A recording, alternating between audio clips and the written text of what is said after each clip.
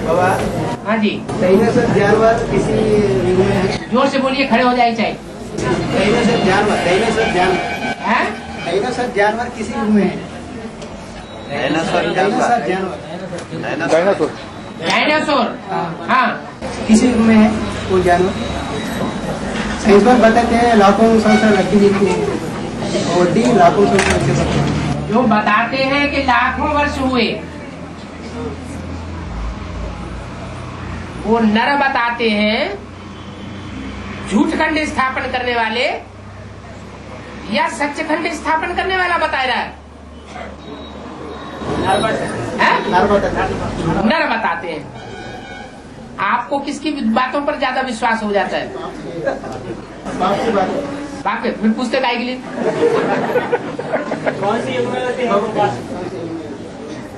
Dinosaur होते हैं, लेकिन डायनासोर जिनकी जाति लुप्त हो चुकी है, वो द्वापर युग की दुनिया में होते थे। जैसे कोई बड़ा जंगल है और उस जंगल में कोई विशेष जाति के जानवर पनप रहे हैं और खुदा न खास्ता उस जंगल में आग लग गई और सारे ही उस जाति के जानवर जल मरे,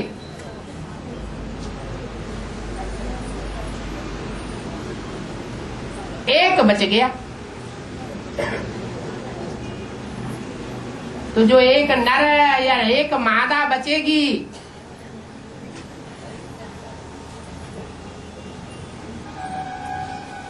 आग जब खलास होगी, समाप्त होगी,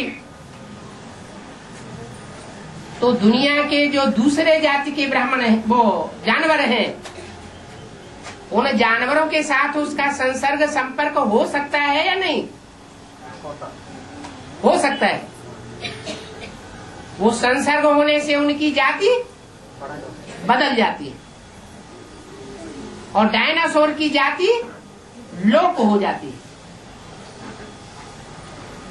इसलिए ये अनुमान लगाना कि लाखों वर्ष पूर्व होते थे, ये बात रंग है। और बाबा, अभी मुरली में बताया स्टूडेंट लाइफ होते हैं संगमी के, लक्ष्मी नारायण के, एक दूसरे घर जाते हैं।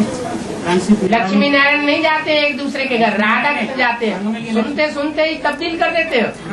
लक्ष्मी नारायण नहीं, संगमी के राधा कृष्ण। हाँ, एक दो घर जाते हैं। हाँ, बताया संगमी कृष्ण तो भारत में है, संगमी कृष्ण है भारत में है। हाँ, तो राधा तो दूसरे खंड में है ना। हाँ, बस दोनों में घर जाने की बात है और स्वर्ग में घर जाने की बात है। वहाँ दो राजधानियाँ वहाँ होती है स्वर्ग में। स्वर्ग नहीं बाबा, घर घर घर घर बातें हैं, घर जाते हैं, बताया ना अभी। हाँ, चंद्रवंश का घर अलग और सूर्यवंश का घर अलग। तो वो सूर्यवंश के घराने में जाती है और वो चंद्रवंश के घराने में जाता है। तो क्या बड़ी बात हो गई? दूसरे खंड में है ना। तो दूसरे खंड में क्या जा नहीं सकते आज की दुनिया में? है? आज की दुनिया में एक खंड से दूसरे खंड में जाना आना संभव नहीं है क्या? है? हो सकता है। अरे हो सकता है, फिर पूछने की क्या बात? हाँ, ये बोला है कि मिस इंडिया, जब मिस इंडिया है तो विदेशों में धक्के क्यों खाती है? ये मुरली में बोला है। माना जब तक उसकी बुद्धि में नहीं बैठा है तब तक मनुष्यों के डायरेक्शन पर चल करके वो विदेशों की सेवा करेगी। जब बुद्धि में बैठ जाएगा कि ईश्वरीय डायरेक्शन क्या है, तो कहाँ की सेवा करेगी?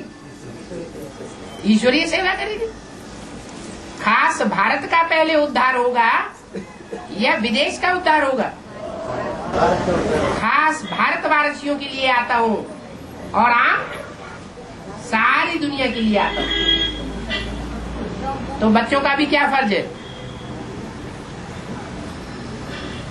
बच्चों का भी फर्ज बनता है खास भारतवासियों की सेवा करें और आप सारी दुनिया की सेवा करें। पहले घर का सुधार, फिर पर का सुधार। ऐसे नहीं अपने घर में आग लगती रहे और पड़ोस के पड़ोसियों के बच्चों को हम बचाते रहे। ऐसे होता है क्या? और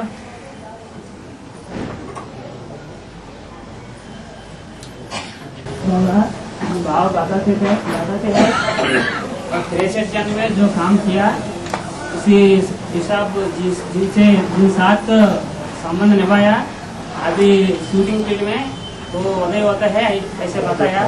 और कोई मुरली में बताया अभी जो शूटिंग करते हैं अभी 63 बहुत जन में की शूटिंग हिसाब से 5 बजाते हैं ऐसे बताया। दोनों में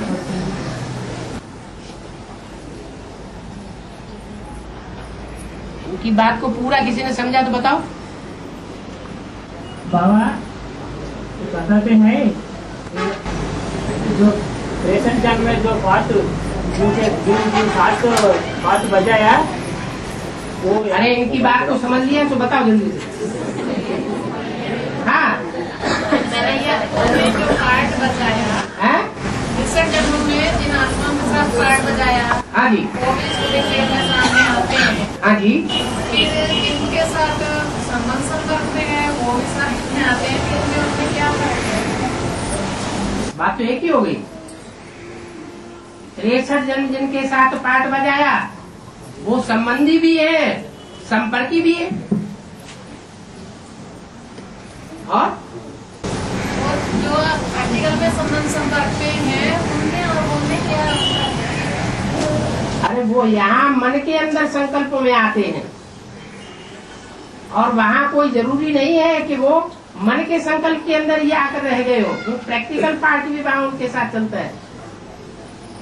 यहाँ संकल्पों से शूटिंग होती है या प्रैक्टिकल कर्मेंद्रियों से ही शूटिंग होती है? संकल्पों से सृष्टि रची जाती है। ब्रह्मा के संकल्पों से सृष्टि रची गई तो ब्राह्मणों के संकल्पों से सृष्टि नहीं रची जा सकती।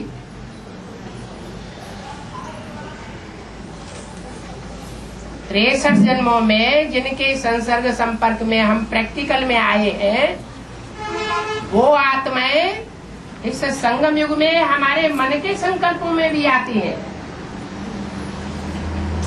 संकल्पों की रील में उनके साथ हमारे मानसिक रूप से संबंध और संसर्ग जुड़ते रहते हैं।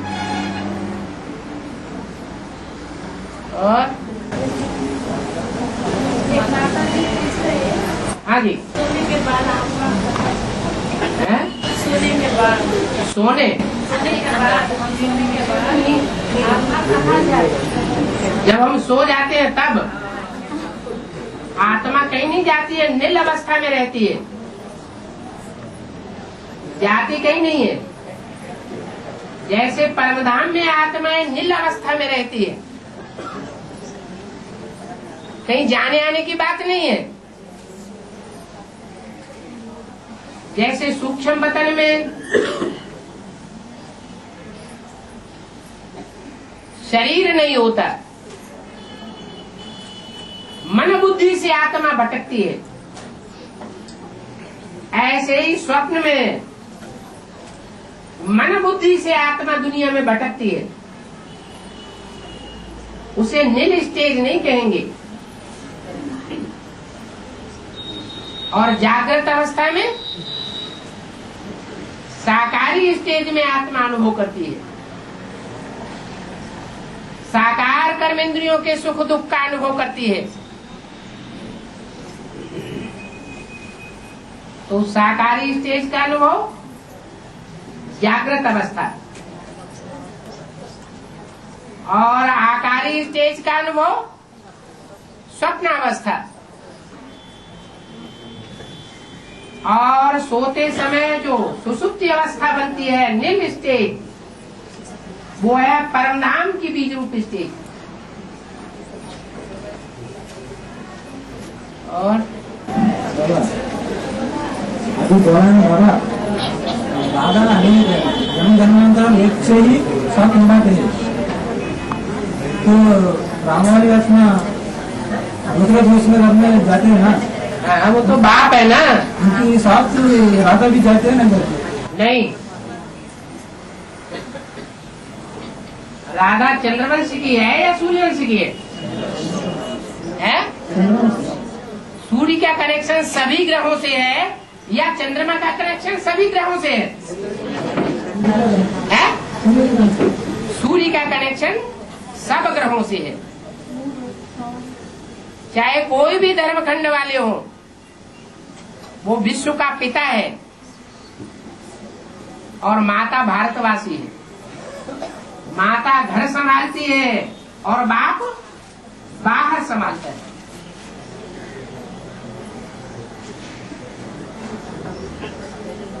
बाप विदेश में जाता है कमाई करने, माता नहीं जाती है, माता बच्चों को संभालती है। जन्म जन्मांतर एक से ही 7 निभाते हैं? जन्म जन्मांतर एक से ही 7 निभाते हैं ऐसे मानो। हाँ, तो क्या हुआ? तो रामवाली आत्मा दूसरे घर में जाते अनेक तो फ्रेंड के रूप में नहीं निभा सकती, माँ और बच्चे के रूप में नहीं निभा सकती, बाप बेटे के रूप में संबंध नहीं निभा सकती। संबंध निभाना तो अच्छी बात है, लेकिन संबंध जो है उसमें टूटना नहीं होना चाहिए। संबंध जोड़ने के बाद अगर तोड़ा जाता है तो खराब बात हो जाती है।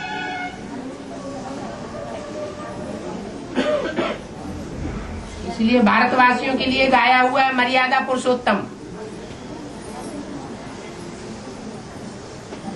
एक में सारे जन्म की मर्यादा बंद करके रहती है, वो अच्छी बात है। विदेशों में नहीं माना जाता। और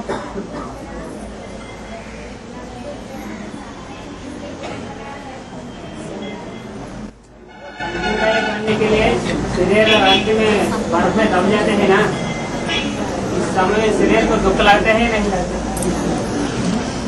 आत्मिक स्थिति होगी तो दुख होगा, या देवान की स्थिति होगी तो दुख होगा? हैं?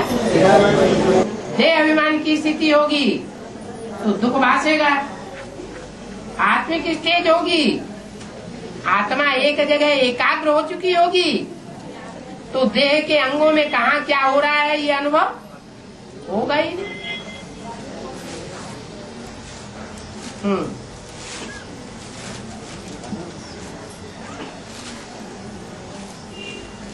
बाबा द्रौपदी की पति था ना, जो आपके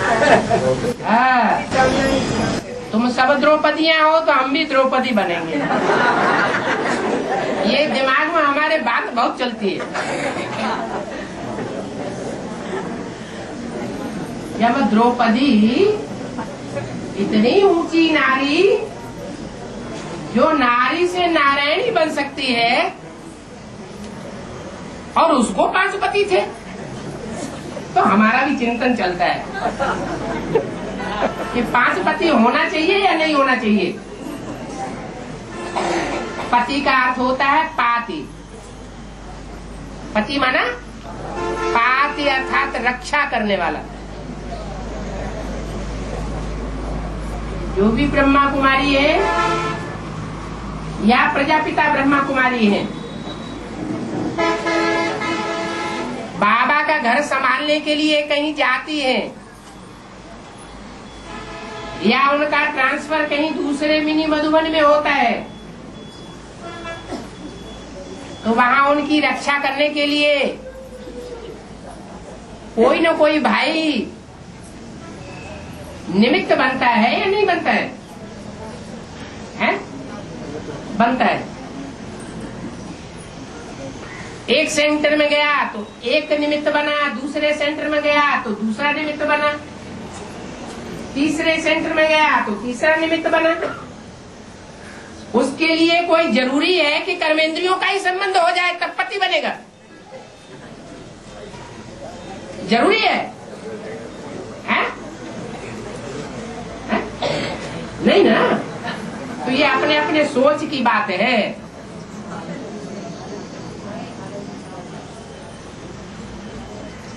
पति का अर्थ होता है रक्षा करने वाला, दुष्टों से रक्षा करे। तो कोई तो भाई भी अच्छी तरीके से सेंटर चलाते हैं और कोई भाई ऐसे होते हैं दुर्योधन दुशासन बन करके चलाते हैं।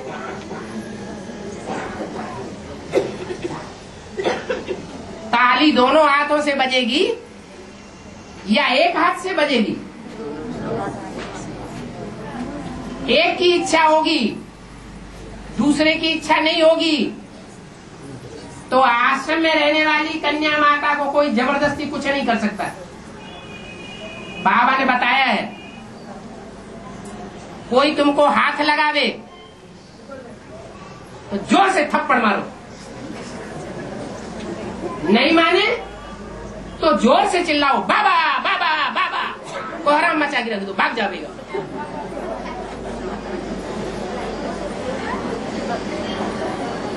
द्रौपदी का अर्थ है ध्रुव पद पाने वाली।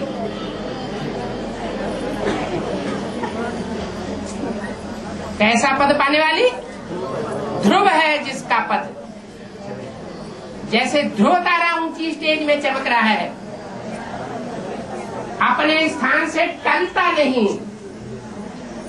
ऐसे ही द्रौपदी भी बल 5-5 उसकी रक्षा करने वाले हैं, लेकिन वो अपने विरुद्ध से टलने वाली नहीं है। क्या विरुद्ध है? एक बाप दूसरा न कोई।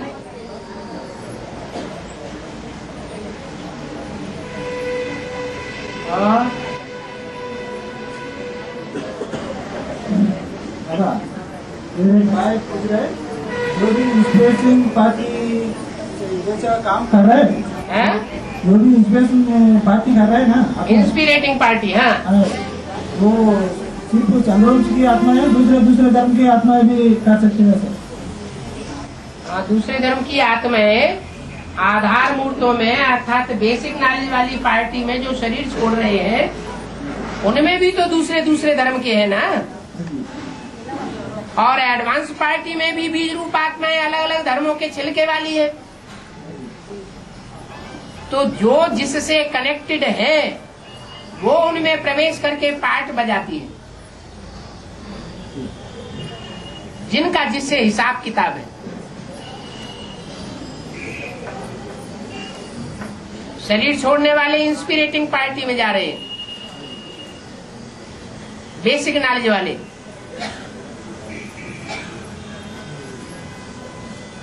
और जिनमें प्रवेश होता है वो प्लानिंग पार्टी वाले हैं,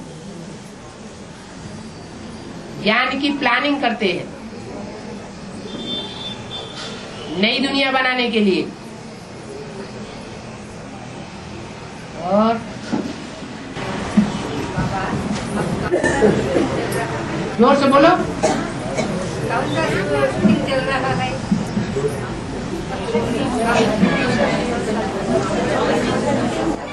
अभी कौन सा शूटिंग चल रहा है? सतयुगी शूटिंग कब चला ये पता है? हैं? अच्छा, त्रेता युगी शूटिंग कब से कब तक वो पता है? द्वापर युगी शूटिंग का पता है? हैं? और कलयुगी शूटिंग का पता है? कुछ पता ही नहीं, तो ये पूछने से भी क्या फायदा? अभी कौन से युग की शूटिंग चल रहा है?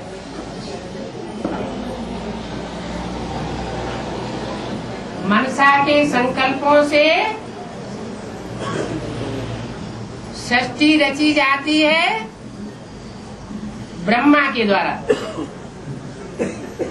जिस ब्रह्मा के द्वारा मानसी सृष्टि रची गई, उस मानसी सृष्टि में पहले पहले जन्म होता है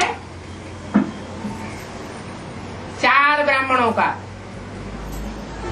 सनत, सनातन, सनंदन, सनत कुमार, जो 4 मुख्य धर्मों के बीज हैं।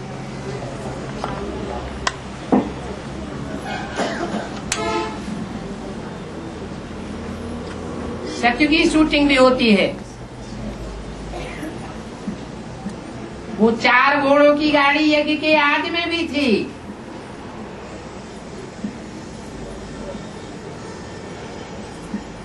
ब्रह्मा के शरीर छोड़ने के बाद, मम्मा के शरीर छोड़ने के बाद, माना षष्ठी चक्र में राधा कृष्ण को जो दिखाया गया है वो 40 वर्ष की शूटिंग का समय है। उसमें 33 साल है मम्मा बाबा के रहने तक, और 7-8 साल है अंतराल का पीरियड। बाबा के शरीर छोड़ने से लेकर के सन 76 तक, उन 7-8 सालों के अंतराल में दूसरी मूर्ति प्रत्यक्ष हो जाती है, शंकर की मूर्ति। उससे पहले मानसी शक्ति की शुरुआत हो जाती है सन 76 में। सन 77 बनता है संपूर्णता वर्ष, और संपूर्णता वर्ष में जो बाप के रूप में प्रत्यक्ष होने वाली आत्मा है, उसके द्वारा त्रेता युगी शूटिंग की शुरुआत हो जाती है।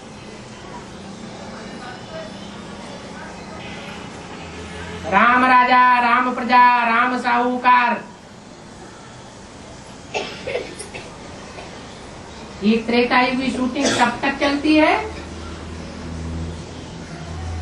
जब तक कृष्ण उर्फ ब्रह्मा की 100 साल पूरे न हो जाए। उनके 100 साल पूरे होते हैं सन 87-88 में, जब 1 वर्ष ब्रह्मा की सोल ने गुलजार आदि में आना बंद कर दिया था, तब उनके 100 साल पूरे हो चुके थे।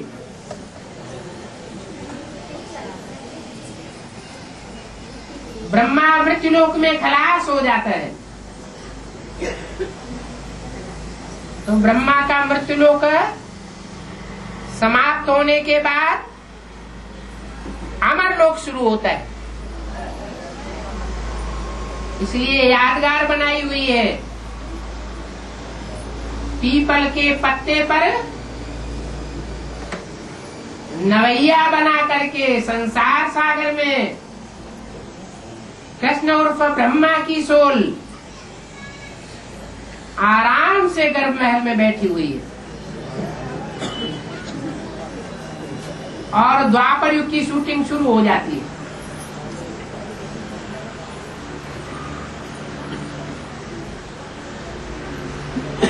नवासी 90 से जब से ये शूटिंग शुरू होती है तो 9 कन्याएं एक ही साल में धक से सरेंडर हो जाती हैं एडवांस पार्टी में। बिन फेरे हम तेरे। कोई मनुष्य के लिए ये बात नहीं हो सकती है। ये संगम भी कृष्ण की बात है,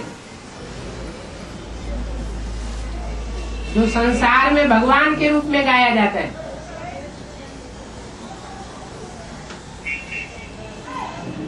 कि उसके पीछे बिना फेरे लगाए सामाजिक सामाजिक मान्यताओं को तोड़ते हुए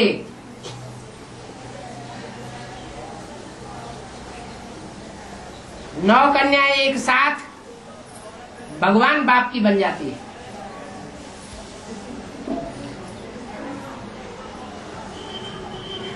वो अमर लोक की बात है। जब कृष्ण की आत्मा अमर लोक का अनुभव करती है। संसार सागर है, विषय सागर, लेकिन उस विषय सागर में कोई पीपल के पत्ते की तरह हिलने डुलने वाली आत्मा है। उसमें प्रवेश करके निश्चिंत अवस्था का अंगूठा चूसते हुए कृष्ण की सोल को दिखाया जाता है। तो द्वापर युगी शूटिंग में कृष्ण की प्रत्यक्षता दिखाई गई है। पहले गर्भ में प्रवेश होता है और बाद में द्वापर युगी शूटिंग के अंत में बाहर प्रत्यक्ष होता है कंस की जेल से। तो 89-90 से लेकर के 98 तक का जो पीरियड है वो द्वापर युग की शूटिंग है। उसके बाद 1 साल का ऋण वर्ष और 99 से लेकर के 2003 तक के 4 वर्षों में कलयुग की शूटिंग होती है। कलह कलेश का फाउंडेशन पड़ जाता है द्वापर के अंत में। हिस्ट्री भी ये बात बताती है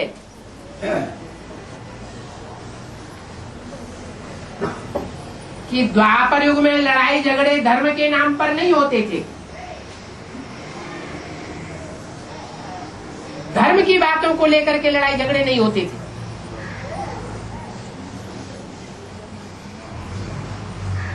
भारतवर्ष में खास जब द्वापर का अंत हुआ तो पहला आक्रमण मुसलमानों का हुआ मोहम्मद बिन कासिम के द्वारा। वहां से कलयुग की शुरुआत हो जाती है। कलह कलेश का युग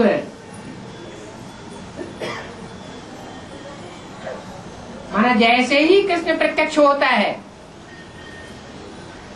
कृष्ण और कंस संप्रदाय की लड़ाई शुरू हो जाती है। कलह कलेश का युग शुरू हो जाता है।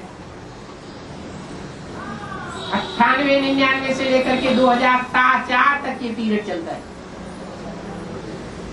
कलयुग की शूटिंग।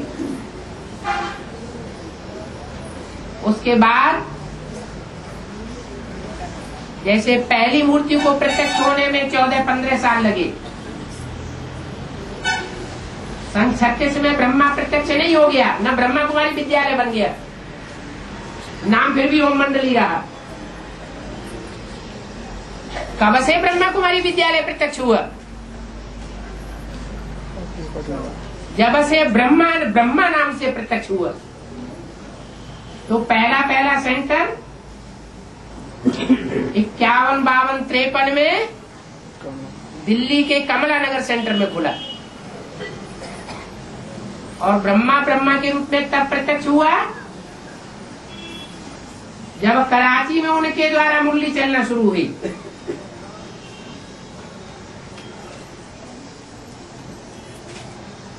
ब्रह्मा के द्वारा ही बाप प्रत्यक्ष होते हैं। तो सन 36 से लेकर के 47 तक 47 तक ये 8-10 वर्ष लगे पहली मूर्ति को प्रत्यक्ष होने में।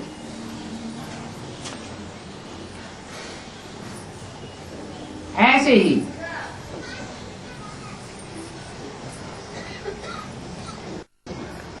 ये कहें कि 50-51 में कराची से भारतवर्ष आए तब हिम्मत पड़ी ब्रह्मा कुमारी ईश्वरीय विश्वविद्यालय नाम रखने की।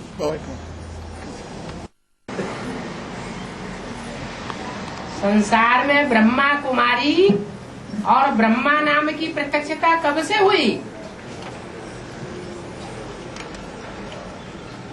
कराची से शुरू हुई या भारत में आने के बाद ब्रह्मा कुमारी विद्यालय की स्थापना हुई तब शुरू हुई है? भारत में आने के बाद ब्रह्मा कुमारी विद्यालय नामकरण हुआ और ब्रह्मा के मुख से जब से वाणी चलना शुरू हुई कराची से, तब से बुद्धि में आने लगा ब्राह्मणों को कि ये ब्रह्मा की आत्मा है। दादा लिख रहा है तो कहेंगे कि सन 36-37 से लेकर के 50-51 के 15-16 वर्ष में पहली मूर्ति प्रत्यक्ष हुई। ये अंतराल का पीरियड है पहली मूर्ति को प्रत्यक्ष होने में। ऐसे ही ब्रह्मा के शरीर छोड़ने के बाद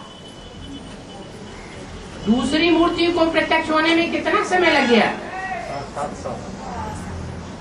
69 से लेकर के 76 तक,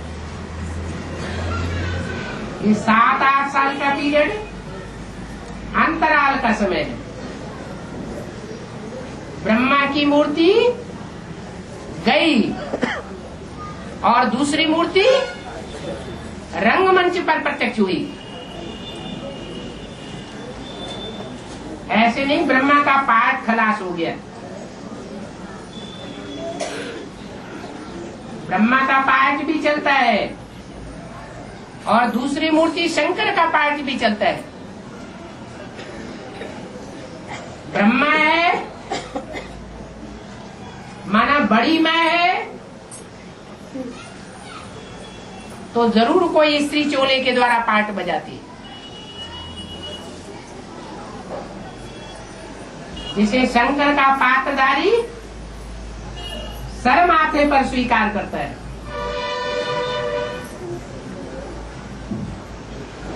चंद्रमा के रूप में दिखाया जाता है, अर्धचंद्र।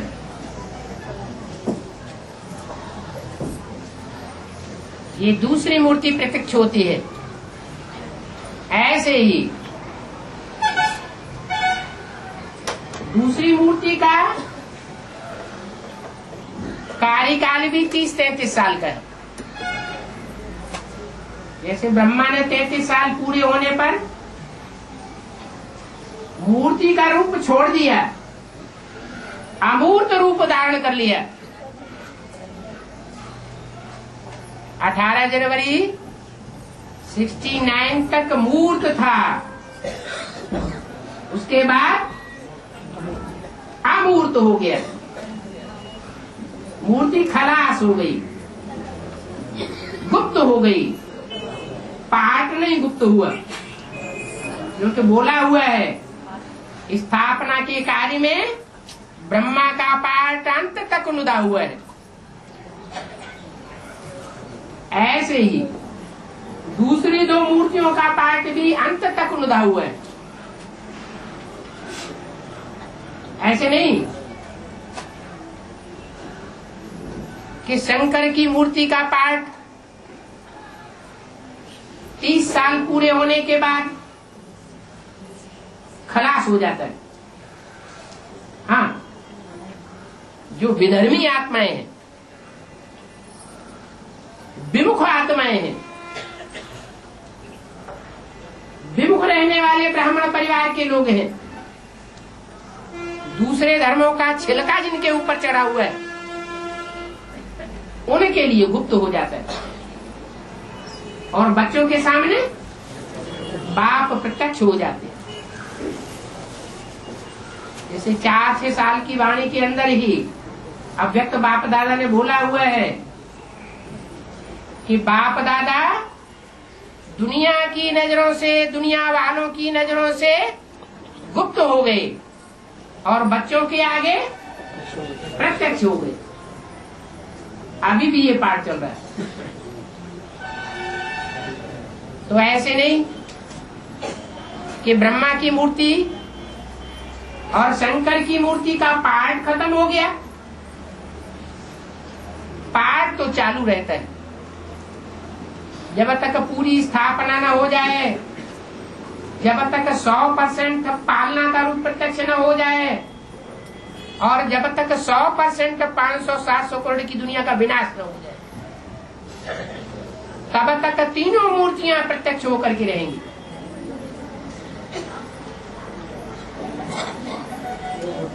तो ये 30-33 साल का पाठ दूसरी मूर्ति का पूरा होता है 2004 में, और उसके बाद 16 साल ब्रह्मा की मूर्ति पहली मूर्ति के लिए, 8 साल दूसरी मूर्ति के लिए, और 4 साल तीसरी मूर्ति विष्णु के प्रत्यक्ष होने के लिए नुदी हुई है। ये 4 साल पूरे होंगे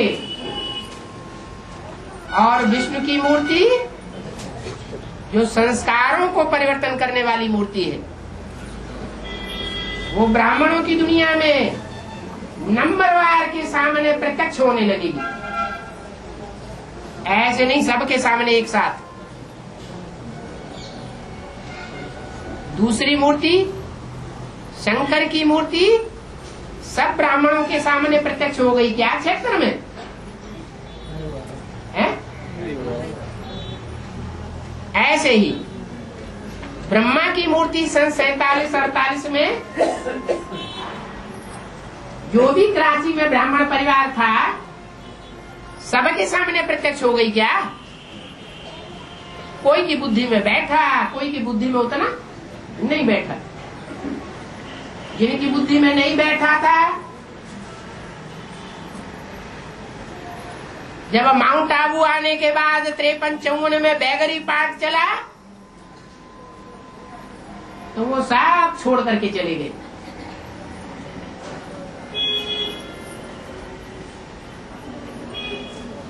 पचहत्तर की संख्या बची। ऐसे ही यहां भी है।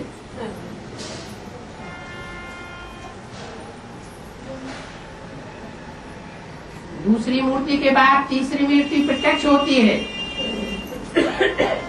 तो उस समय ये नहीं है कि शूटिंग नहीं चलती है। शूटिंग का कारोबार तो चालू रहता है। तीव्र पुरुषार्थियों के लिए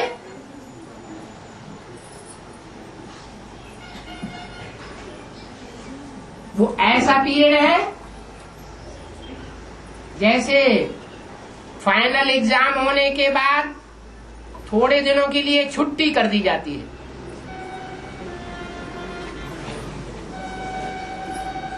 अपनी अपनी तैयारी करो। कोई तो मौज मस्ती में लग जाते हैं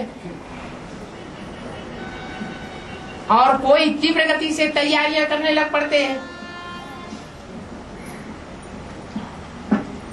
तो ऐसे ही अंतराल का टाइम चल रहा है। कोई तो मौज मस्ती की नींद में अमृत वेले सो रहे हैं, हमसे होता ही नहीं।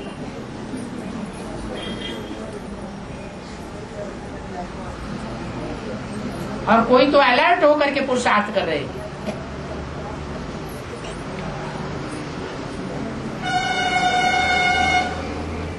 ये 3-4 साल का टाइम अभी जल्दी ही पूरा होने वाला है।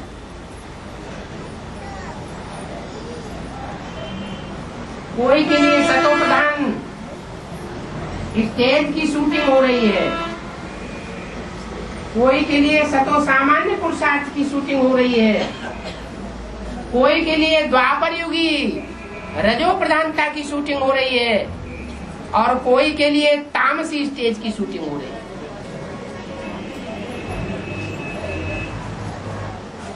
ये मिक्स शूटिंग चल रही है।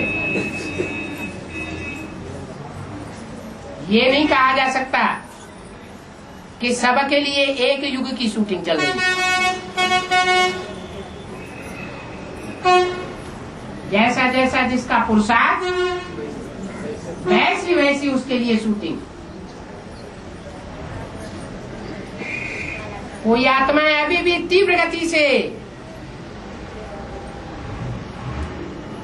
सबका भला करने में लगी हुई है।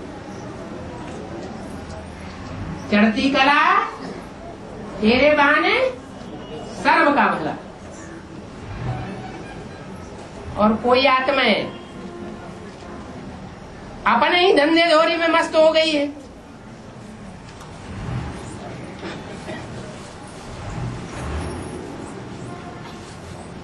तो शूटिंग का हिसाब अलग अलग प्रकार का है। और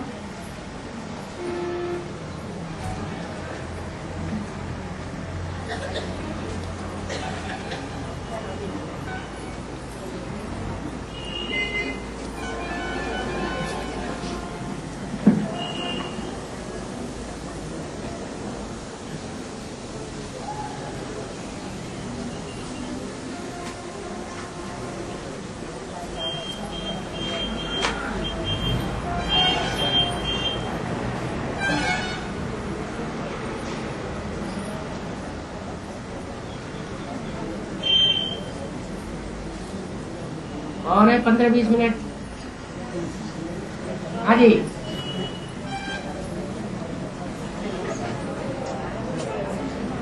बोलो बोलो, अपनी भाषा में बोलो, कोई अनुवाद कर देगा।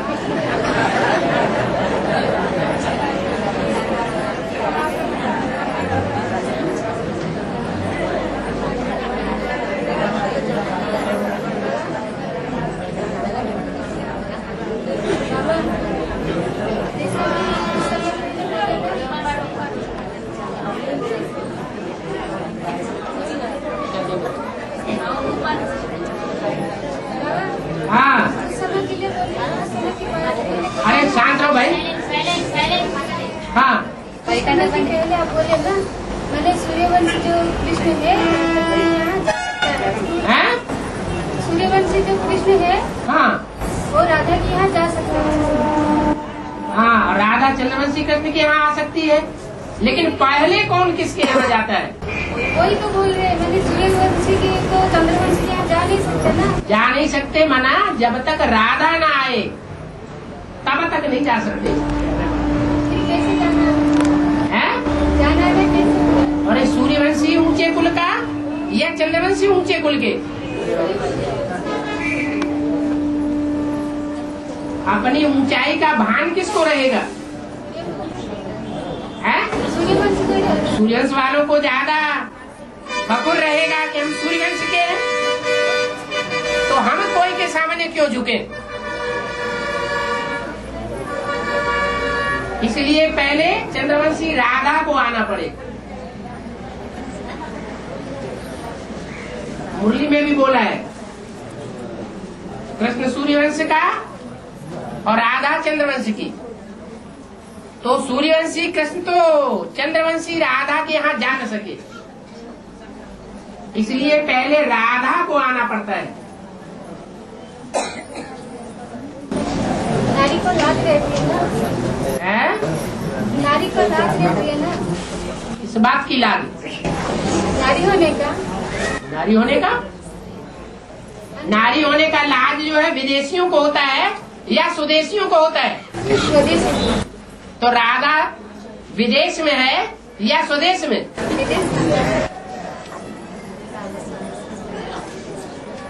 विदेश में है ना, तो लाज की बात ही नहीं। अब आप बोले ना कि जितना पति पत्नी उतना पावन भी बन जाए। हाँ जी, तो यहाँ जो जितना पति लोग इतना इस समय का इस समय का गायन कौन सा है? ये कोई गायन थोड़े ही है, इस समय का बात। ये कोई गायन की बात थोड़े ही है शास्त्रों में। ये तो एक नियम बताया कि कलयुग के अंत में जो जितना नीचे गिरता है, सतयुग के आदि में वह उतना ऊंचा पार्ट बजाता है।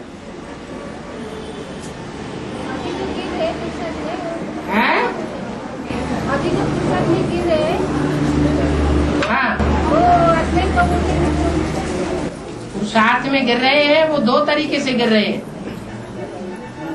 एक तो मनसा से नीचे गिरते हैं, एक कर्मेंद्रियों से भी नीचे गिर पड़ते हैं। ज्यादा चोट किसको लगेगी? है? जो कर्मेंद्रियों से भी नीचे कर्मणा में आ जाते हैं, उनको जास्ती चोट लगती है। और जो मनसा की बात मनसा तक ही सीमित रखते हैं और बाप को अपना पोता मेल दे करके हल्के हो जाते हैं, उनको उतनी चोट नहीं लगती, फायदे में आ जाते हैं। और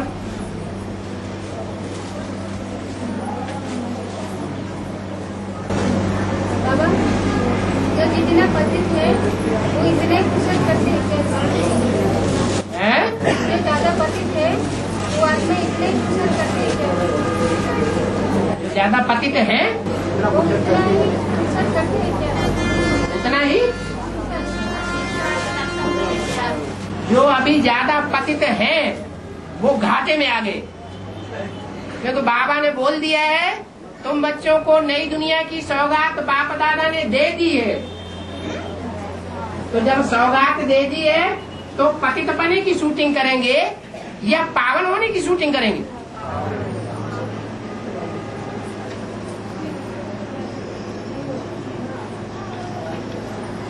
अभी पतित होने का टाइम नहीं है।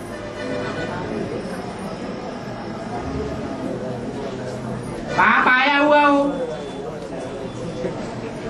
बाप के बच्चे बाप के सन्मुख हैं, तो विमुख पने का पार्ट बजाएंगे, पतित पने का पार्ट बजाएंगे, या सन्मुख होकर पावन बनने का पार्ट बजाएंगे? पावन बनने का पार्ट बजाना चाहिए। उल्टी बात क्यों बुद्धि में बैठे कि जितना हम नीचे गिरेंगे उतना ऊंचे उठेंगे? अभी नीचे गिरने का टाइम है।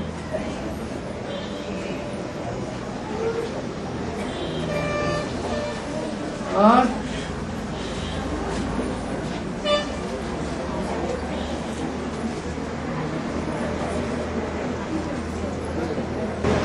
माया बेटी धारणा में कम है ना, बेटी की धारणा में। हाँ जी, मन बुद्धि से पहले सरल रहते हैं ना, उनकी ताकत कैसे मिलती है? मन बुद्धि पे सबसे पहले सरल रहती है ना। हाँ जी, धारणा में कम होने के बावजूद भी कैसे सरल रहते हैं? मन बुद्धि से पहले उनकी ताकत कैसे आती? जब तक निश्चय नहीं है तब तक धारणा नहीं करती। जब निश्चय पक्का हो जाएगा कि बाप आया हुआ है तो उसको कोई क्रॉस नहीं कर सकेगा बुद्धि अर्पण करने में।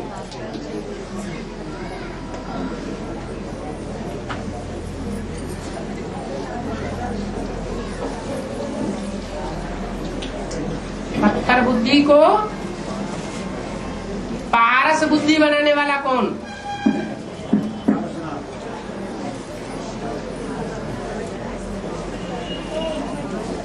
तो पत्थर बुद्धि है माया।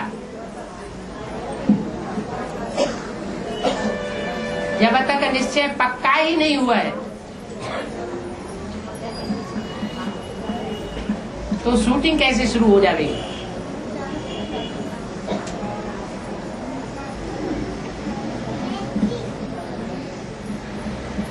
और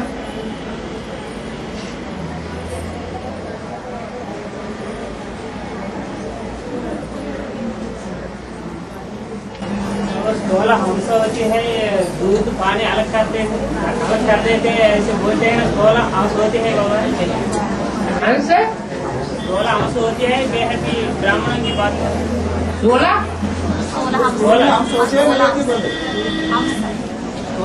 प्रैक्टिकल में हंस होती है जानवर। हंस होता है ऊंची स्टेज में उड़ने वाला, बड़े पंखों वाला और निर्जीव विवेकी। पानी पानी छोड़ देता है और दूध दूध दृढ़ कर लेता है।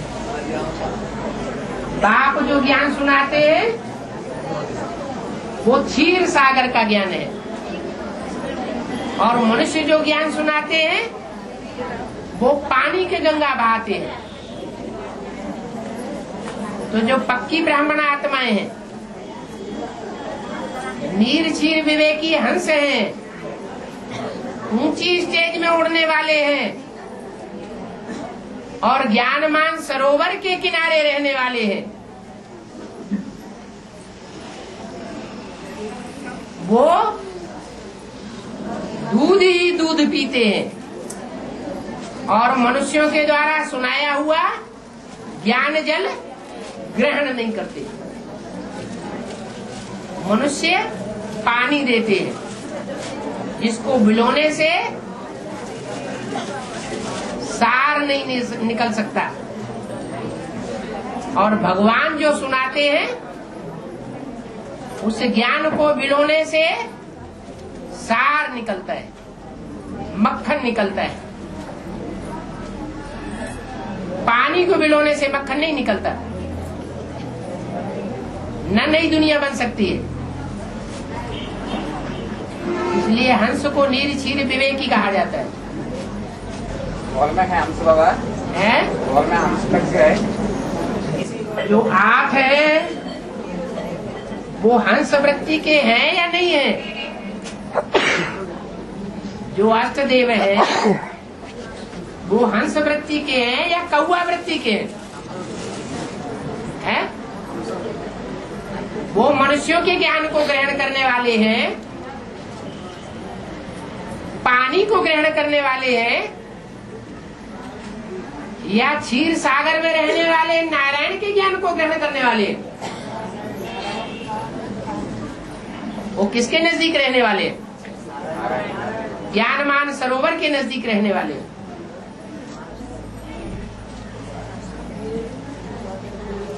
इसलिए अव्यक्त वाणी में बोला हुआ है, अभी जो 2 साल से अष्टदेवों से ही विशेष बातचीत होती है अव्यक्त बाप दादा की अव्यक्त वाणी में। उस वाणी में बोला है, तुम बच्चे बाप दादा के बगैर रह नहीं सकते और बाप दादा तुम्हारे बगैर रह नहीं सकते। इतना क्लोज कनेक्शन है अष्टदेवों का बाप दादा से।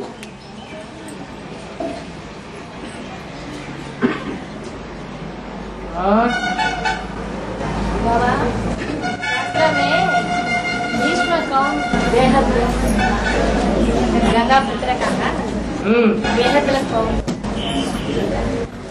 गंगा की मुख्य प्रजा है भीष्म पितामह।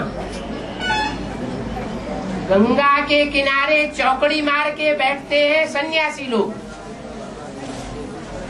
और सन्यासियों में बाल योगी सन्यासी है भीष्म पितामह।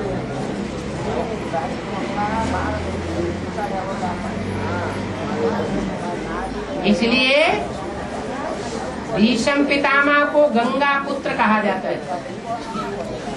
पुत्र माना रचना, गंगा है रचयिता और भीष्म पितामह है उनकी प्रजा। प्रजा माना रचना, प्रकट रूपेण जायते।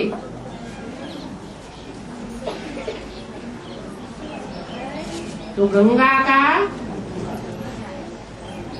भीष्म से क्लोज कनेक्शन है। बाबा हाँ।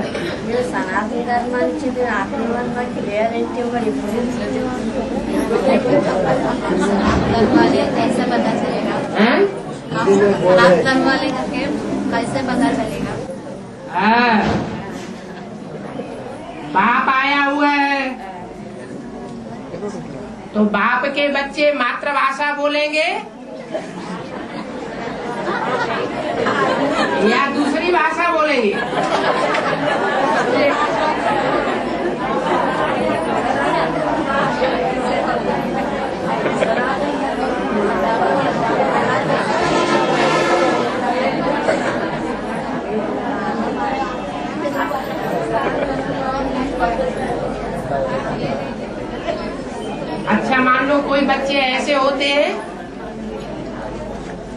जल्दी उनके मुंह से भाषा नहीं निकलती। बड़ी उम्र के हो जाते हैं तो भी भाषा बोल नहीं पाते। कोई भाषा में डिफेक्ट है,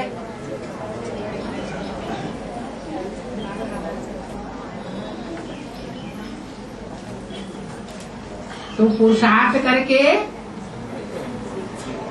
उस डिफेक्ट को दूर नहीं किया जा सकता क्या? है? किया जा सकता है ना। तो ऐसे नहीं समझना कि हम तो बूढ़े बाड़े हैं, भाषा नहीं सीख सकते। ऐसे भी सिंपल निकलेंगे। जो दूसरे भाषा भाषी क्षेत्र में जन्म लेते हैं, पलते हैं और बाप का ज्ञान लेने के बाद बहुत जल्दी बाप की भाषा समझ लेते हैं, सुनते हैं और बोलते हैं। ये तो भारतवासियों की बात हुई। विदेश से आने वाले कन्याएं माताएं जिनके बच्चे बड़े बड़े हो चुके हैं, वो भी भारत में एक दो बार आने के बाद भाषा बोलना शुरू कर देते हैं, हिंदी सीख लेते हैं, अच्छे अच्छे पत्र लिखते हैं हिंदी में। तो पुरुषार्थ से क्या नहीं हो सकता।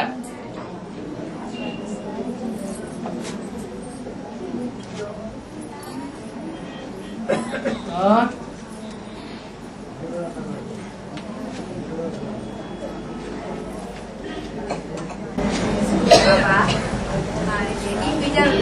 पिता है कब मानते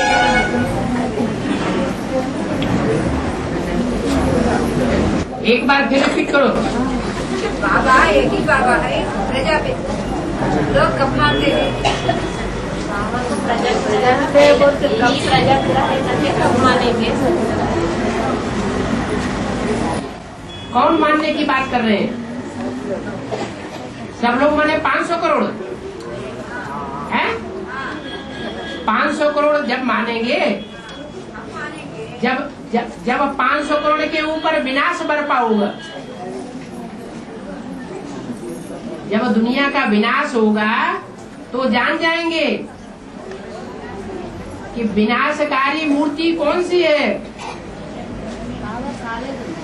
जो काम दुनिया के धर्म पिताएं नहीं कर सकते, वो काम करने के लिए ये बापों का बाप आया हुआ है और उसको बाप स्वीकार कर लेंगे।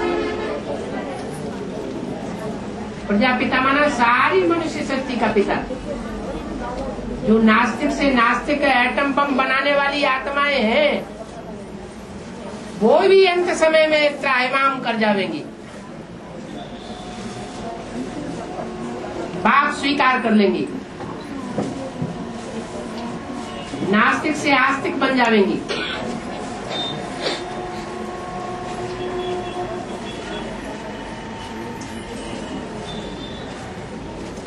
सचिव में भाषा होगी, सचिव में भाषा होगी।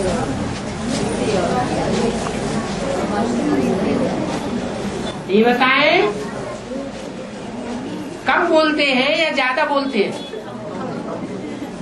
अभी बाबा हमको सिखा रहा है कम बोलो, धीमे बोलो और मीठा बोलो। तो सतयुग में भाषा की जरूरत इसलिए नहीं होगी कि कोई को देहभान नहीं होगा। देहभान ये 5 तत्वों के रूप में रोड़ा है।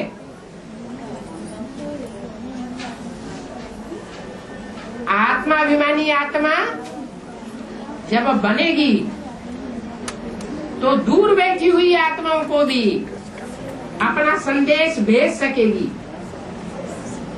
और दूर बैठी आत्माओं से अपना संदेश मंगा सकेगी, दूर बैठे बैठे भी बात कर सकेगी। उसके लिए यंत्रों की भी जरूरत नहीं, दिल से दिल को राहत होगी। जैसे अभी भी कोई अनुभव करते हैं कि विदेश में बच्चा कोई संकट में पड़ जाता है तो माँ को स्वप्न हो जाता है, माँ को अंदर से दिल धड़कने लगता है। तो ये वाइब्रेशन का कनेक्शन है। ऐसे ही सतयुग में भाषा की जरूरत नहीं पड़ेगी। भाषा की जरूरत तब तक है जब तक ये 5 तत्वों की दुनिया मनुष्यों के कंट्रोल में नहीं है।